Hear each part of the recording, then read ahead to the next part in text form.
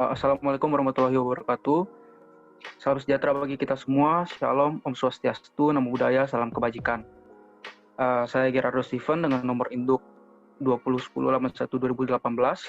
Saya di sini sebagai moderator dari kelompok 2. Lalu sebelumnya perkenankan saya untuk memperkenalkan rekan-rekan dari kelompok 2. Yang pertama ada Catherine Pakwita Fortuna dengan nomor induk 2010812016. Selanjutnya ada Muhammad Zikri dengan nomor induk 2010811010. Ada Messi Wahyuni dengan nomor induk 2010811030. Selanjutnya ada Monica Juniana Andra dengan nomor induk 2010813020. Selanjutnya ada Muhammad Ghazali Iqbal 2010812034. Ada Syofiatul Husni Latifah dengan nomor induk 2010811028. Ada M. Fahrul Raihan dengan nomor induk 2010812042. Dan ada Liz Vigorama dengan nomor induk 2010812006. Baik, pada kesempatan kali ini kami akan mencoba untuk menyampaikan hasil diskusi kami di mata kuliah Teori Sosiologi Klasik. Pada topik pembahasan pertama akan dijelaskan oleh Catherine. Kepada Catherine, waktu dan tempat dipersilakan. Baik, terima kasih Pak Moderator. Yang pertama yaitu definisi sosiologi menurut Auguste Comte, yaitu sosiologi adalah suatu disiplin ilmu yang bersifat positif, yaitu mempelajari gejala-gejala dalam masyarakat yang didasarkan pada pemikiran yang bersifat rasional dan ilmiah. Terima kasih. Baik, terima kasih Catherine. Lalu selanjutnya akan dijelaskan oleh Syofi. Pada Syofi, waktu dan tempat dipersilakan. Baiklah, terima kasih kepada moderator. Saya akan menjelaskan apa itu sosiologi statistika dan sosiologi dinamika. Yang pertama, sosiologi statistika menurut Comte yaitu perhatian pada hukum-hukum statistika yang menjadi dasar adanya masyarakat. Yang kedua, sosiologi dinamika menurut Comte yaitu memusatkan perhatian tentang perkembangan masyarakat dalam arti pembangunan.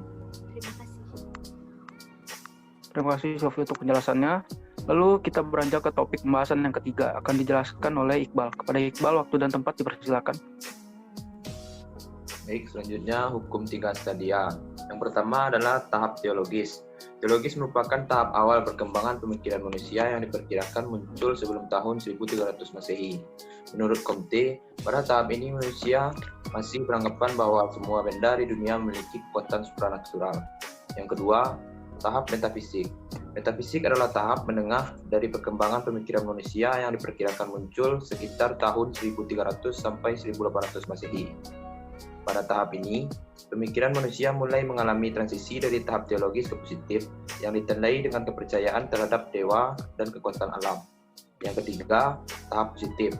Tahap positivitas atau disebut juga dengan tahap ilmiah mengacu pada penjelasan ilmiah berdasarkan observasi, eksperimen, positif bergantung pada metode yang berbeda, metode ilmiah untuk pembenarannya. Saat ini, orang berusaha untuk membangun hubungan sebab dan akibat. Positivisme adalah cara intelektual murni dalam memandang dunia, serta menekankan observasi dan klasifikasi data dan fakta. Ini adalah perilaku tertinggi dan paling berkembang menurut Comte. Sekian dari saya. Baik, terima kasih Iqbal. Lalu pada topik pembahasan yang keempat akan dijelaskan oleh Vigo. Pada Vigo, waktu dan tempat dipersilahkan. Baik, terima kasih moderator. Saya akan menjelaskan bagaimana metodologi Comte dalam memahami sosiologi. Dalam hal memahami metodologi sosiologi, yang pertama yang dilakukan menurut Comte yaitu kita melakukan observasi dengan mengamati fakta yang terjadi. Sedangkan eksperimentasi menjadi metode yang kedua. Dengan metode itu kita dapat mengetahui suatu proses reguler fenomena dapat diintervensi dengan sesuatu lain tertentu. Comte juga menunjukkan metode khusus penelitian empiris yang sama untuk semua ilmu seperti pengamatan, eksperimen, perbandingan. Tipe perbandingan ini juga melahirkan metode analisa historis, suatu metode yang khusus untuk gejala sosial yang memungkinkan suatu pemahaman mengenai hukum-hukum dasar perkembangan sosial. Baik, terima kasih moderator. Terima kasih Vigo. Lalu kepada topik pembahasan yang terakhir akan dijelaskan oleh Monik. Pada Monik, waktu dan tempat persilakan. Baik, terima kasih moderator. Saya akan menjelaskan tentang agama menurut Comte. Menurut Auguste Comte, sebagai tokoh aliran positivisme, selalu beranggapan pada hal-hal yang ilmiah, rasional, dan empiris. Keteguhannya pada positivisme inilah yang kemudian membuat persepsi tentang agama menjadi menarik. Comte telah menciptakan suatu Kristianitas yang baru berdasarkan dirinya sendiri. Ia membagi ke dalam 3 agama. Pertama, agama yang adalah penghormatan atas alam. Semua adalah Tuhan. Kedua, adalah penyembahan terhadap kaidah moral sebagai kekuasaan. Ketiga, kekuasaan yang tidak terbatas yang terungkap dalam alam yang merupakan sumber dan akhiran dari cita moral.